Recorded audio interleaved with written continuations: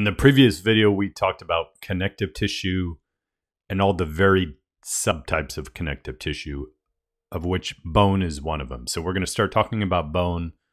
And the first thing I want to do is talk about cells specific to bone. So we have, in this image, we have what's known as an osteoprogenitor cell, oftentimes referred to as an osteogenic cell.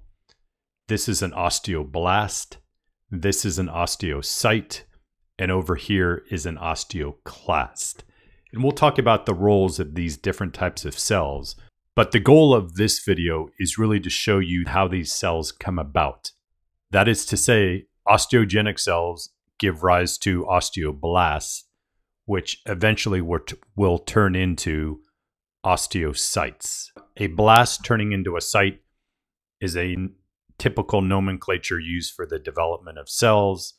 When we look at cartilage, we have chondroblasts that eventually become chondrocytes. This cell right here is an osteoclast, and it is not part of the same lineage of these other bone cells.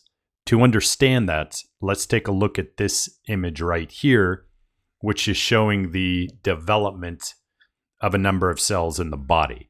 And this is a very simplistic version of cell development. But one thing I want you to understand is this all starts from a cell that's described as being omnipotent. That is to say, it is capable of turning into any cell in the body early in development. Once it starts differentiating, say in this image right here, it's differentiated into this cell and this cell.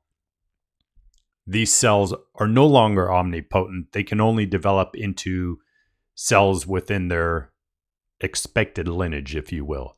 So right here, and I'm not giving this omnipotent stem cell a name, but this I'm going to call a hematopoietic stem cell. Hematopoietic is referring to the blood cell lineage, and this will give rise to all other blood cells. This right here is a mesenchymal cell.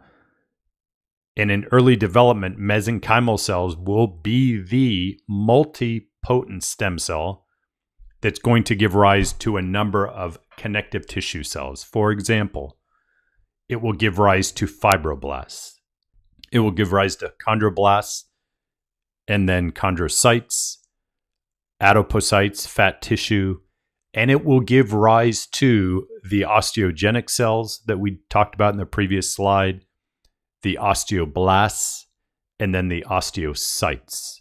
So the mesenchymal cells give rise to a number of the different cells specific to connective tissue. This right here is an osteoclast, which we looked at in the previous slide. And the whole point of this, really the take-home message that I want you to understand from this slide, is that osteoclasts do not derive from the same lineage as osteocytes and osteoblasts. From the hematopoietic stem cell, that will give rise eventually to red blood cells, platelets, and white blood cells. And along the lineage of white blood cells, we eventually get macrophages and osteoclasts, along with some other phagocytic cells, such as microglial cells in the brain and Kupffer cells in the liver. So osteoclasts are more akin to the phagocytic lineage, in the monocyte phagocytic lineage of blood cells, than they are to the lineage of osteoblasts and osteocytes.